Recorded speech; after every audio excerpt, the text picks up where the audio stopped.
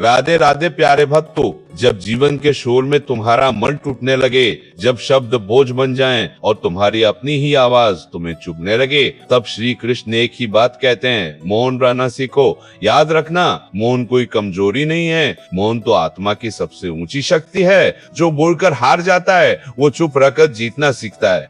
मौन की औषधि, मौन वह औषधि है जो बिना बोले तुम्हारे घाव भरती है, बिना समझाए तुम्हें समझदार बनाती है और बिना शोर किए तुम्हें भीतर से मजबूत कर देती है। श्री कृष्ण कहते हैं कि जो व्यक्ति हर बात पर तुरंत प्रतिक्रिया देता है वो अपने सुख की चाबी दूसरों के हाथों में सौंप देता है। लोग वही सुनते हैं जो उन्हें अच्छा लगे, लेकिन मौन वही करता है जो तुम्हारी आत्मा को सुकून दे। अपमान और मौन, जब कोई तुम्हें नीचा दिखाए, तुम्हारा अपमान करे या तुम्हें गलत समझे, तब चुप रहना सीखो। हर स्पष्टीकरण तुम्हें कमजोर और छोटा साबित करता है, जबकि तुम्हारी गरिमापूर्ण चुप्पी तुम्हें सामने वाले की नजरों में ऊंचा उठा देती है। जिसने अपने मन के शोर को जीत लिया, उसने पूरे संसार को जीत लिया। जब कृष्ण ने उसे पहले शांति दी, शब्द बाद में आए, मौन पहले आया। क्योंकि जब तक भीतर शांति नहीं होती, बाहर के शब्द व्यर्थ हो जाते हैं। जब भी मन अशांत हो तो बहस करने के बजाय अपनी सांसों को सुनो। मौन रहना पलायन नहीं है, बल्कि अपनी ऊर्जा को बचाने का एक चयन है। समय का न्याय अक्सर हम खुद को सही साबित करने के लिए अपनों से ही लड़ने लगते हैं, पर याद रखो, समय सबसे बड़ा न्यायाधीश है। अगर तुम सच के साथ हो तो तुम्हें सफाई देने की जरूरत नहीं, समय खुद बोलेगा। जो मौन को अपना मित्र बना लेता है, उसके लिए दुख फिर शत्रु नहीं रहता। स्वयं से मुलाकात मौन तुम्हें दुनिया से नहीं काटता, बल्कि तुम्हें खुद से जोड़ता है। दुख का असली कारण बाहरी परिस्थितियां नहीं, बल्कि हमारा बोलता हुआ मन है, जो हर वक्त तुलना और शिकायत करता है। जब तुम चुप होते हो, तब पहली बार तुम्हें ईश्वर की आवाज सुनाई देती है। अजय शक्ति दुनिया तुम्हें गिराने के लिए कड़वे शब्द फेंकेगी, तुम मौन का पहाड़ बनकर खड़े रहना। शब्द टकराकर टूट जाएंगे, तुम नहीं। जहाँ शब्दों की इज्जत ना हो, वहाँ मौन ही तुम्हारा सबसे बड़ा आत्मसम्मान है। शेर भी शिकार से पहले शांत रहता है। इसका मतलब यह नहीं कि वह डर गया है, इसका मतलब है कि वह तैयारी में है। राधे राधे प्यारे भक्तों, आज हम एक ऐसे विषय पर चर्चा करेंगे जो आपके जीवन की दिशा बदल सकता है। हम एक ऐसी दुनिया में रह रहे हैं जहां हर कोई बोलना चाहता है, चिल्लाना चाहता है और खुद को सही साबित करना चाहता है।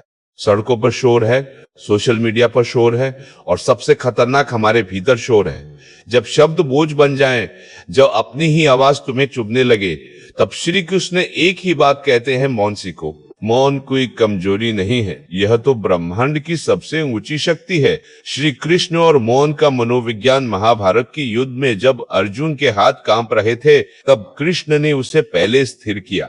कृष्ण जानते थे कि अशांत मन कभी ज्ञान नहीं समझ सकता। मौन वह औषधि है जो बिना बोले तुम्हारे घाव भरती है। जो व्यक्ति हर बात पर तुरंत प्रतिक्रिया, रिएक्शन देता है, वह अपनी सुख शांति की चाबी दूसरों को दे देता है। अगर किसी ने आपको बुरा कहा और आप परेशान हो गए, तो जीत उसकी हुई। लेकिन अगर आप मौन रहे, तो उसकी बुराई उसी के पास रह गई। अपमान को शक्ति में कैसे बदले? जब कोई तुम्हें नीचा दिखाए, अपमान करे या गलत समझे, तब मौन रहना सबसे बड़ा हथियार है। हर स्पष्टीकरण तुम्हें कमजोर बनाता है। दुनिया में जितने भी महान लोग हुए हैं, उन्होंने अपनी ऊर्जा बहस में नहीं, बल्कि अपने काम में लगाई।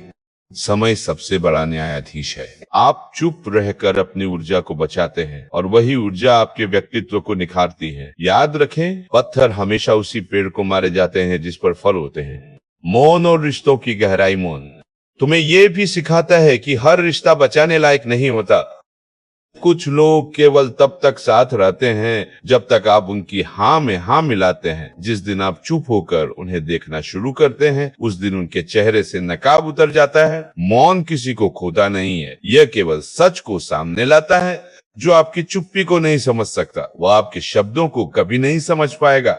भीतर की यात्रा, सेल्फ रिफ्लेक्शन मौन का अर्थ केवल मुंह बंद करना नहीं है, बल्कि मन के भीतर के शोर को कम करना है। जब आप अकेले शांति में बैठते हैं, तब आप पहली बार अपनी आत्मा की आवाज सुनते हैं। श्री कृष्ण कहते हैं कि मैं तुम्हारे मौन में भी तुम्हारे साथ हूँ। जब कोई कंधा न मिले, तब मौन में ही ईश्वर आपके पास बैठते हैं, ऑब्जर्वर में ले जाता है। मौन और सफलता का संबंध शेर शिकार करने से पहले दहाड़ता नहीं है, वो चुपचाप सही मौके का इंतजार करता है। आपकी सफलता का शोर आपके संघर्ष के मौन से ही पैदा होता है। जो व्यक्ति अपनी योजनाओं का ढिंढोरा पीटता है, वो अपनी आधी शक्ति वहीं खो देता है। मौन में संकल्प होता है और संकल्प से ही सिद्धि प्राप्त होती है। समय का सिंहासन और सत्य की जीत सफाई देने वाला हमेशा कटघरे में खड़ा होता है, लेकिन मौन धारण करने वाला समय के सिंहासन पर बैठता है। समय सब देख रहा है, सब लिख रहा है। आज लोग आपको गलत समझ रहे हैं, रहने दीजिए। आज लोग आपका मजाक उड़ा रहे हैं, उड़ने दीजिए। आपकी खामोशी उस दिन बोलेगी जिस दिन आपका परिणाम बोलेगा। अंतर्मन का उपचार, हीलिंग थ्रू साइलेंस। मौन एक मरहम है। जीवन में कुछ दर्द ऐसे होते हैं जिन्हें शब्दों में नहीं ढाया जा सकता। उन्हें जितना बताया जाता है, वे उतने ही गहरे होते जाते हैं। ऐसे समय में खुद के साथ बैठना, अपनी सांसों को महसूस करना और कृष्ण के चरणों में खुद को सौंप देना ही एकमात्र समाधान है। निष्कर्ष, मौन ही अमरत्व है। प्यारे भक्तों, मौन का अर्थ हार मान लेना नहीं है। इसका अर्थ है यह जान लेना कि आपका स्तर उन छोटी बातों से बहुत ऊपर है। मौन तुम्हें कठोर नहीं बल्कि गहरा बनाता है। तो आज से संकल्प ले, जहां शब्दों की जरूरत नहीं, वहां मौन रहेंगे। जहां अपमान होगा, वहां मुस्कुराकर चुप हो जाएंगे।